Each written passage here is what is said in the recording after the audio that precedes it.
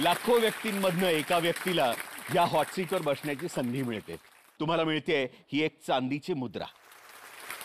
नमस्कार, मी वैशाली गुंड. खरं तर आपलं कर्म आपली पाठ सोडत नाही असं म्हणतात. बऱ्याचदा आयुष्यातल्या वेगवेगळ्या वळणावर अशा खूप साऱ्या गोष्टी आपल्या आयुष्यात घडत असतात. अशा काही सुवर्णक्षण तुमच्याही आयुष्यात घडले असतील. जेव्हा आपण थांबतो आणि मागं वळून बघतो ना मैत्रिणींनो, मित्रांनो, खरं तर तेव्हा आपल्याला अभिमान वाटावा अशा काही क्षणांची गाठोडी आपण सोडून बघितली पाहिजेत. तसाच आजचा हा व्हिडिओ आहे असं म्हटलं तरी चालेल. कोण होणार करोडपती यामध्ये मी जेव्हा हॉटसीट विजेती होऊन बाहेर पडले, आजही लोक थांबून म्हणतात, अहो मॅडम, त्या करोडपतीमधल्या तुम्हीच ना. खरं तर माणसाच्या आयुष्यामध्ये दररोजच्या रहाटगाडग्यामध्ये आपण आपली कर्तव्य करत असतो, कर्म करत असतो. पण एखादी गोष्ट इतकी आश्चर्यचकित करणारी आणि आनंद देणारी आणि त्या गोष्टीतून आपण सगळ्याच आयुष्यातला लेखाजोगा मांडता येईल असा काहीचा क्षण हा माझ्या आयुष्यामध्ये करोडपतीच्यामुळे आलं म्हटलं तरी काही हरकत नाही. एवढी संवेदनशील, धाडसी आणि उत्तम सामाजिक भान असलेली मुलगी जन्माला आली, हा आनंद आपण एवढ्या जोरदार टाळ्या वाजवून साजरा करू की वैशालीताई यापुढे फक्त हा क्षण आनंदाचा क्षण म्हणून लक्षात ठेवतील.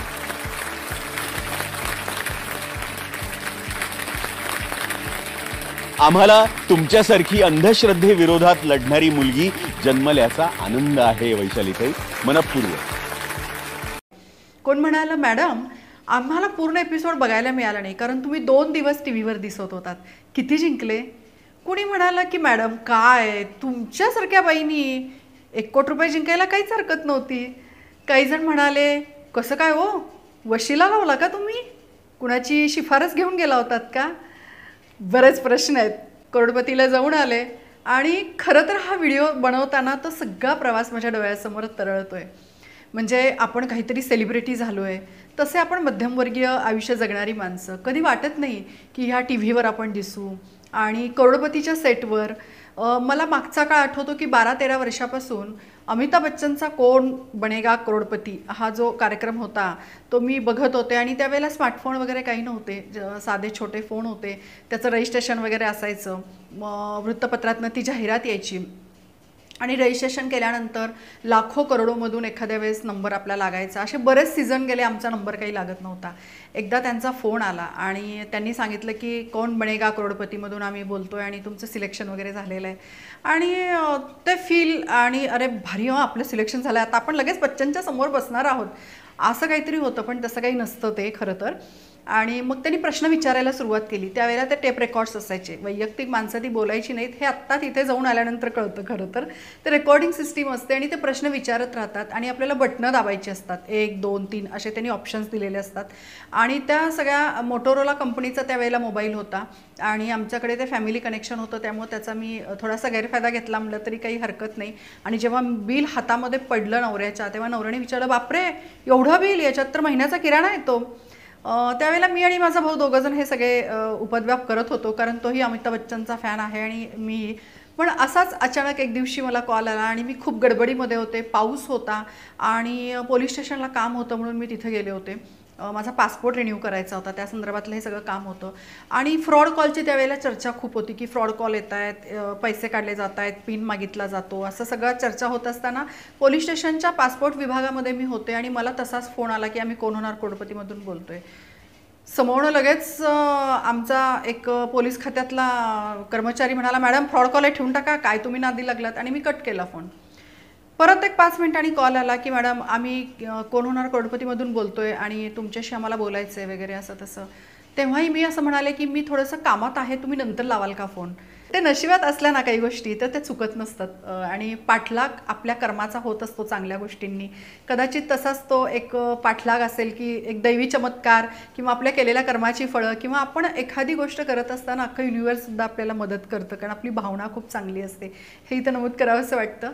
आणि तशाच पावसामध्ये मी आले आणि परत फोन वाजला. माझी मुलगी होती आणि त्या फोनवर आमची बातचीत सुरू झाली. पलीकडून खूप बारीक आवाज येत होता आणि मला असं कन्फर्म वाटत होतं की हा फ्रॉड कॉल आहे कारण त्यांनी मला नाव विचारलं, ईमेल आय डी विचारला. तर माझी मुलगी म्हणाली की आई देऊन टाकते, काही कॉमन आहे ते सगळं ईमेल आय डी वगैरे देणं. आणि ते दिलं मी. आणि त्याच्यानंतर त्यांनी सांगितलं की ठीक आहे आम्ही तुम्हाला कळवतो. आणि रात्री 10-10:30 वाजता अगदी झोपायच्या तयारीत असताना त्यांचा मला कॉल आला की तुमचा आम्ही उद्या म्हणजे VC ठेवला आहे. तर मी म्हटलं ठीक आहे. आणि रात्रभर काही झोप आली नाही, कारण उद्या काय असणार आहे, काय विचारलं जाणार आहे आपल्याला, कशा पद्धतीनं ते सगळं असणार आहे.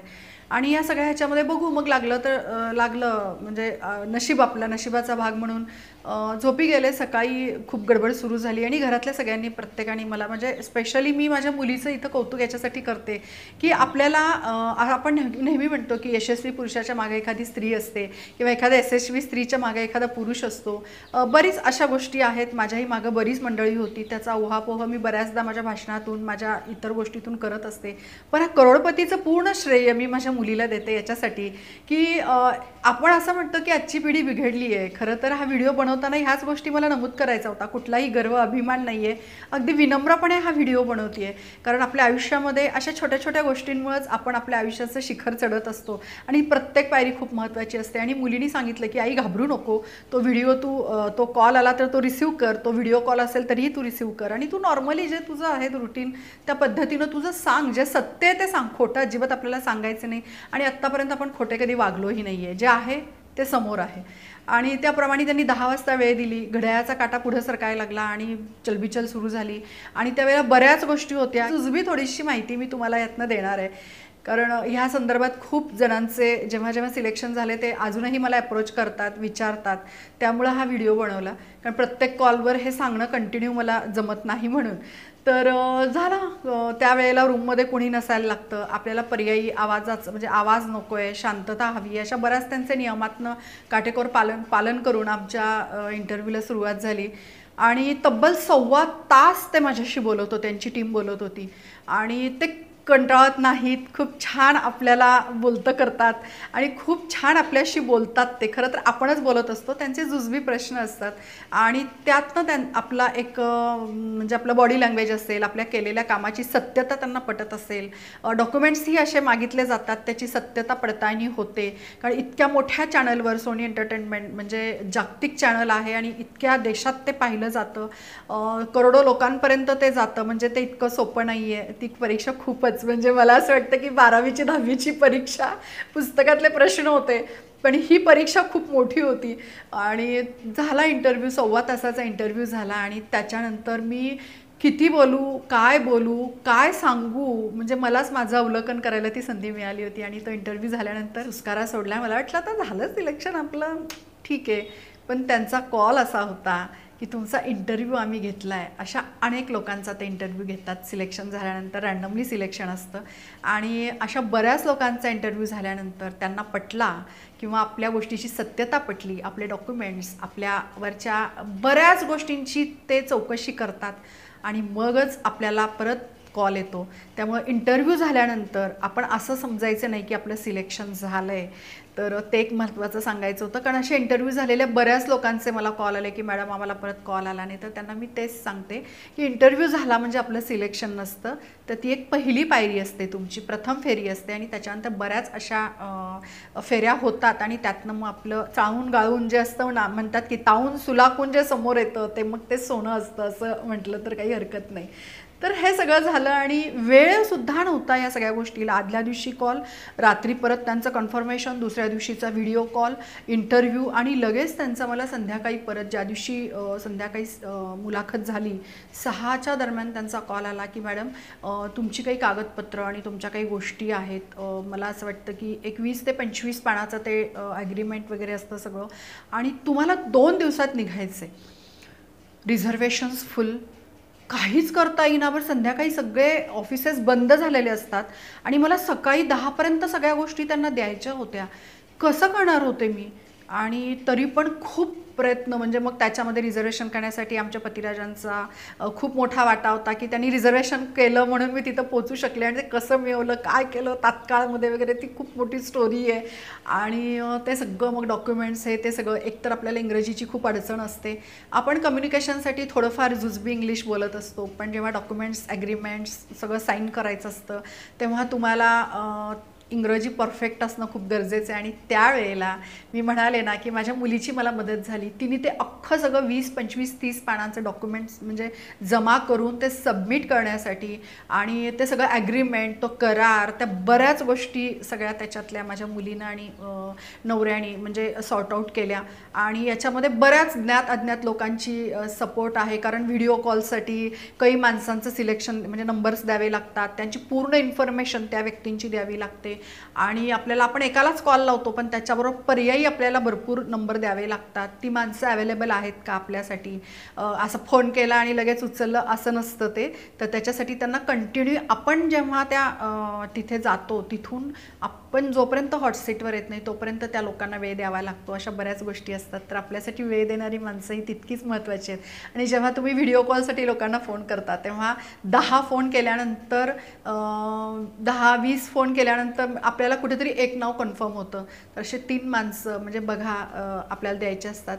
मग ती 3 कन्फर्म आहेत का, त्यातनं परत दुसऱ्या दिवशी एकाचा फोन येतो, सॉरी मी त्या दिवशी अवेलेबल नाही, परत पर्यायी व्यवस्था आपल्याला बघावी लागते. तर सगळ्या ह्या गोष्टी आहेत आणि तिथं असं थत्तरमत्तर करून चालत नाही, तिथं प्रॉम्प्ट राहावं लागतं. सो मी हे सांगते ते याच्यासाठी की खूप जणांना असं वाटतं की पटकन असं काही होतं का, तूप खाल्लं की रूप येतं का, असं नसतं. ज्ञानाचा आणि मनोरंजनाचा खेळ म्हणून करोडपतीकडे बघितलं जातं आणि एवढ्या लाखो लोकांतनं जेव्हा आपलं सिलेक्शन होतं तेव्हा नक्कीच त्या सगळ्या गोष्टी तुमच्यासमोर येताना साधक बाधक चर्चेतनं पुढे याव्यात म्हणून हा व्हिडिओ आहे. खरं तर झालं एकंदरीत आम्ही मुंबईला पोचलो. हा घरातनं बाहेर पडल्यापासूनचा सगळा जो खर्च आहे ते सोनी एंटरटेनमेंट उचलतं. मग तुम्हाला एकदम हाय क्लास प्रवास, टॅक्सी बिल असेल, ट्रेनचं AC चं तिकीट असेल, तुमच्या ज्या काही सगळे खर्च आहे, तुमच्या फॅमिलीला सोबत तुम्ही घेऊन जाऊ शकता त्यांचा खर्च असेल. आणि कसं असतं एखादी गोष्ट आपल्याला बक्षीस स्वरूपात किंवा कौतुकाच्या स्वरूपात जेव्हा मिळते तेव्हा त्याचं खूप महत्त्व असतं. ज्या ठिकाणी आमची व्यवस्था केली होती ते हॉटेल एकदम क्लास होतं, खूप छान होतं, मस्त होतं असं म्हटलं तरी चालेल. त्याला 5 स्टारचा दर्जा होता आणि एवढ्या सुंदर हॉटेलमध्ये मी माझ्या फॅमिलीसोबत प्रवेश केल्यानंतर तिथे आपल्याला मिळणारा रिस्पॉन्स किंवा त्यांच्याकडनं मिळणारी सरबराई किंवा कौतुक ऐकतं सगळं तेव्हा फार भारी वाटतं. सेलिब्रिटी तिथेच झाले पोचल्यानंतर असं मला वाटलं. आणि नंतर जेव्हा आम्ही बसलो सगळं मग अगदी सरबत, चहा, नाश्ता, आपली एन्क्वायरी, आपल्यासाठी रूमची केलेली व्यवस्था, ह्या सगळ्या गोष्टी होत असताना त्या करोडपतीमध्ये जी माणसं प्रवेश त्यांनी मिळवला होता ती सगळी एक एक माणसं जेव्हा समोर यायला लागली तेव्हा मात्र असं वाटलं की बापरे. बऱ्याच भागातनं काही मंडळी आली होती, तरुण होती, काही मध्यमवर्गीय होती आणि काही म्हणजे 50ची 60ची 55ची पण मंडळी होती. पण त्यातले सगळे तहसीलदार, अगदी मंत्रालयामधले सहाय्यक, अशा पण म्हणजे पोस्टची माणसं होती आणि छान वाटलं त्या सगळ्यांना भेटून. ती मंडळी आजही आमच्या कॉन्टॅक्टमध्ये आहेत. रूमच्या चाव्या हातामध्ये मिळाल्या आणि आम्ही लिफ्टमधून आमच्या रूममध्ये एंटर केलं. आम्ही अजून रूममध्ये प्रवेश केला आणि तोपर्यंत आमचे मोबाईल खणखणले आणि सांगितलं गेलं की मॅडम तुम्हाला पटकन तयार व्हायचं आहे आणि शूटसाठी तयार. म्हटलं आपण आत्ता एंटर केलं आणि लगेच शूटिंग. तिथला नंतरचा जो प्रवास आहे तो काहीच माहिती नव्हता, अनभिज्ञ होतो आम्ही. आणि बघा कसं असतं, आपण काहीतरी ठरवलेलं असतं आणि आपल्याला अशा गोष्टी समोर येतात तेव्हा कळत नाही पटकन. मी छानपैकी शूटसाठी जो ड्रेस आणला होता की आपण जेव्हा हॉट सीटवर बसू आणि ड्रेस घालायचा आहे तो ड्रेस काढला आणि घालून तयार झाले, कारण शूटिंग आहे ना, तर शूटिंग आहे म्हणून सांगितलं आपल्याला.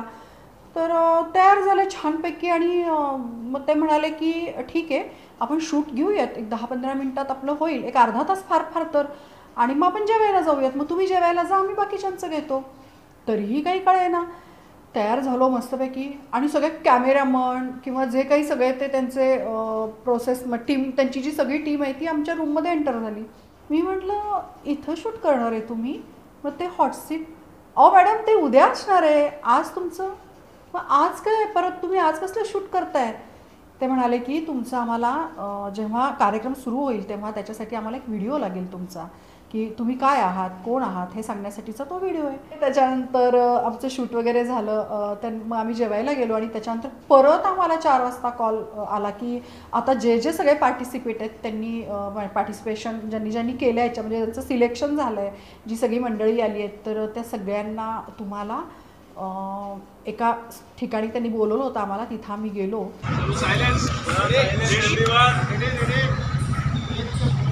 Brothers ready? Ready? Brothers, are you ready? And action! Thank you, Sony Marathi! आपण आपल्या क्षेत्रात बाप असतो, भारी असतो, पण जेव्हा असं वेगळं काहीतरी पादंकरात करायचं असतं ना तेव्हा टेन्शन यायला सुरुवात झाली. आणि बाकीच्या सगळ्या लोकांकडे बघितल्यानंतर टेन्शन काय असं बक्षीस मिळेल, तिथे भाग घ्यायला मिळेल असं नाही, फक्तच टेन्शन याचं होतं की आपण इथपर्यंत आलो आहे तर आता पुढे जायला हवं आहे आपल्याला. कारण इथं येऊन परत जायचं नाही आपल्याला. इथं भले आपल्याला काय मिळो न मिळो, यापेक्षा आपण सचिन खडकरांना भेटणार आहोत आणि KBCच्या KSCच्या मंचावर आपण दिसणार आहोत आणि जग अख्खं आपल्याला बघणार आहे आणि आपल्याला प्रेझेंट व्हायला मिळणार आहे. हा आनंद होता आणि त्याचं टेन्शन मला आलं होतं. गेलो, उभारलो आणि शूट केलं असं होत नसतं. त्यांना हवं तसं, हवं तेव्हा आणि हवं तेच ते करून घेतात. आपल्याला जे हवं ते तिथं दाखवलं जात नाही. जेव्हा माझा प्रोमोच्या वेळेला जे मला बाईट द्यायचं होतं त्यावेळेला त्यांनी ओके मॅडम असं जेव्हा ते बोलले तेव्हा माझ्याबरोबर आलेल्या मंडळींना इतका आनंद झाला. ते म्हणले गुण्ण मॅडमसारखं यायला पाहिजे. आणि कौतुक करणारी ती सगळी मंडळी होती, ती खूप गोड मंडळी होती. Sound rolling. बोला ma'am. Thank you Sony Liv, thank you Sony Marathi, thank you so much. Kon Honar करोडपती. First class. आणि हे सगळं झाल्यानंतर आम्ही शांतपणे झोपी गेलो आणि झोपताना आम्हाला त्यांनी सांगितलं की सकाळी 6ला आपल्याला गाड्या सोडायच्यात. आता इंडियन टाईमप्रमाणे 6 म्हणजे 7 होतं, पण तिथे तुम्हाला वेळेचा अपव्यय केलेला शक्यच नाही. आणि त्यांच्या सूचना एवढ्या होत्या की तिथं इकडं बघायला सुद्धा वेळ नव्हता. तिथं जामर होते, आपले फोन बंद असायचे, आपल्याला बाहेरच्या लोकांना बोलवता येत नाही, आपल्या प्रिमायसेसमधनं आपल्याला बाहेर जाता येत नाही, किंवा इथे आपल्याला मी आली आहे आणि आपण थोडंसं असं जे करायला जातो की कुणी भेटायला वगैरे नाही. त्यांच्याच रूलमध्ये, त्यांच्याच बंधनामध्ये, त्यांच्याच अटीशर्तीमध्ये तुम्हाला तिथं राहायला लागतं. हां, तुम्हाला ते खायला प्यायला तुमच्या सगळ्या व्यवस्थेमध्ये कुठलीही म्हणजे हे केलं जात नाही. आणि आम्हाला खूप छान AC गाड्या अवेलेबल करून दिल्या होत्या, छोट्या मिनी बस होत्या, शिवाय रिटिंगा होती, इनोवा होती, अशा बऱ्याच गाड्या आमच्या सोयीसाठी दाखवल्या होत्या. अगदी रूममधनं लिफ्टमधून बाहेर आल्यानंतर हॉटेलच्या 2 पावलं चाललं की आम्हाला ती गाडी होती. आणि आम्हाला आमचे कपडे वगैरे सोबत घ्यायला सांगितले होते. बरं, आता कपड्यांचा विषय निघाला तर सिलेक्शन त्यांचं असतं कपड्यांचं. तिथे मला हा आवडतो आणि मी हा घेतला आणि मी हेच घालणार नाही. तुमच्या कपड्याचं सिलेक्शन, तुमच्या फॅमिलीच्या कपड्याचं सिलेक्शन ते स्वतः करतात. आणि मग आमची अशी भली मोठी बॅग घेऊन आम्ही गाडीमध्ये बसलो आणि आम्ही फाळके स्टुडिओला गोरेगावला पोहोचलो. एकदाचे सेटवर गेलो, तिथे आम्हाला नाश्ता दिला गेला. बराच वैशिष्ट्यपूर्ण पदार्थांचा तो नाश्ता होता. नाश्ता झाला आणि AC, थंड AC असं वातावरण स्टुडिओमध्ये असल्यामुळं अशी झोप यायला लागली. आणि तेवढ्यात आम्हाला सांगितलं की तुम्हाला आता टेस्टसाठी परत तयार राहायचं आहे. आमच्याबरोबर आमच्या फॅमिलीची खूप पळापळ होत होती, कारण तेही आमच्यावर सेलिब्रिटीज झाले होते. कारण आमचे केस आम्ही विंचरत नव्हतो, आमचे ड्रेस आम्ही इस्त्री करत नव्हतो, किंवा आमच्या ड्रेसचं सिलेक्शन त्यांनीच केलं होतं, आमच्या तोंडाला पावडर आम्हाला लावायची नव्हती. तर आमच्याबरोबर आमच्या फॅमिलीलासुद्धा तेच मेकअप करत होते, इस्त्री करून तेच देत होते. आणि स्टेजवर जेव्हा आम्ही एंट्री आमची झाली, आमच्या फॅमिलीला बाहेर थांबायला लागलं. आणि स्टेज जो आहे, जो मंच आहे कोण होणार करोडपतीचा, त्याच्यावर जेव्हा एंट्री झाली तेव्हा स्वर्ग कुठं आहे असं जर वाटत असेल तर तो हा आणि हाच असं आम्हाला वाटलं. कारण तो मंच आयुष्याला एक वेगळं वळण देणारा होता. ज्ञानाचा, मनोरंजनाचा खेळ असला तरी आपलं अस्तित्व पणाला लावणारा तो मंच होता. आणि त्या लाईट्स हजारो वॅट्समध्ये, म्हणजे आपल्याला एक 4-2 बल्बांनी फोकस लावला तरी डोळे असे दिपतात. मग तिथं हजारो वॅटच्या त्या मंचावर आम्ही जेव्हा गेलो तेव्हा सगळे आम्ही जे पार्टिसिपेट होतो त्या सगळ्यांच्या डोळ्यामध्ये पाणी होतं. आणि ते पाणी याच्यासाठी होतं की आपण काय केलं आहे, जगाला याची किंमत आहे की नाही माहिती नाही, पण आपण बाप आहोत, आपण इथपर्यंत पोहोचलो आहे. आणि मग आम्हाला आमच्या सगळ्या सीट्स दिल्या गेल्या. त्या सीट्सवर आम्ही ज्या खुर्चीवर बसतो तिथं आमची नावं लावलेली असतात. ते सीट आम्हाला ही खुर्ची आवडली आम्ही इथं बसलो असं नसतं. त्यांनी आपली सीट बुक केलेली असते. 1 नंबरवर मी, 2 नंबरवर माझे, 3 अशा 5 खुर्च्या आणि तशा 5 खुर्च्या आणि मध्ये ते सीट्स 2 हॉट सीट. आणि तिथे जाऊन त्या हॉट सीटला हात लावावं असं वाटत होतं पण धाडस होत नव्हतं. एकदम पारदर्शक त्याचं ते खाली आवरण, वर सगळं अगदी JCBला सुद्धा कॅमेरे, म्हणजे प्रत्येक मुवमेंट तुम्ही नजर जरी अशी फिरवली तरी ती कॅप्चर होत होती. आणि त्याचा अभिमान आणि त्याची भीती, अभिमान तर वाटलाच स्वतःला पण त्या सगळ्या गोष्टींची भीती वाटायला लागली. आणि मग तो ताण असा वाढत गेला. म्हणजे आत्ता मी बोलताना सुद्धा माझ्या अंगावर काट्या आहेत की इतकं सोपं नाही आहे ते. तर ते अनुभवलं आहे आणि ते आत्ता सांगताना ते परत एकदा मी अनुभवते आहे. आणि जेव्हा आमची टेस्टिंग, मॉक टेस्ट असं काही त्याला म्हणतात असं, तर ते आम्ही तिथे बसलो आणि आम्हाला थोडंसं ज्ञान व्हावं. ती मुवमेंट, ते कॉम्प्युटरवर चालणारी बटणं किंवा त्याचं ते सगळं आहे की नाही, पटकन आपल्याला उत्तर दाबावं लागतं. तेव्हा अगदी सेकंदामध्ये जर कोणी पुढे गेलं तर त्याचा नंबर लागतो. तर त्याची प्रॅक्टिस व्हावी आणि ते आम्हाला हाताखालून जावं म्हणून त्या 3-4 टेस्ट घेतल्या गेल्या. आणि जेव्हा ओरिजिनल सेट भरला गेला, लोकं आली गेली आणि खरी सुरुवात झाली शूटिंगला, तेव्हा चारी बाजूनी प्रचंड मंडळी, फॅमिलीला आपण दिसत नाही, फॅमिली आपल्या पाठीमागे आणि कुणाला इशारे करू शकत नाही, पेन नसतो, कागद नसतो, मोबाईल नसतो, कुठलीही गोष्ट तिथं अलाउड नाही. त्यामुळे तिथं तुम्ही परीक्षेत कॉपी करू शकता तसं इथं कॉपी करू शकत नाही, इशारे करू शकत नाही, कारण तुमची प्रत्येक मोमेंट तिथे कव्हर होत असते. आणि तुम्हाला तिथून मग हाकललं जातं जर अशा तुम्ही चुकीच्या गोष्टी काही केल्यात तर तिथून तुम्हाला डायरेक्ट ऑन दी स्पॉट त्या सेटवरून काढून टाकलं जातं. आणि खेळ सुरू झाला आणि माझ्याबरोबर माझे जे आत्ता मी नाव घेतलं ते बंधू माझे पुढे आले. त्यांचं पहिलं सिलेक्शन झालं. पहिला एपिसोड त्यांच्यावर शूट होता वेळ संपत आली. आणि हे सगळं करताना नंतर दुसऱ्या माझ्या एका बंधूंचा नंबर लागला.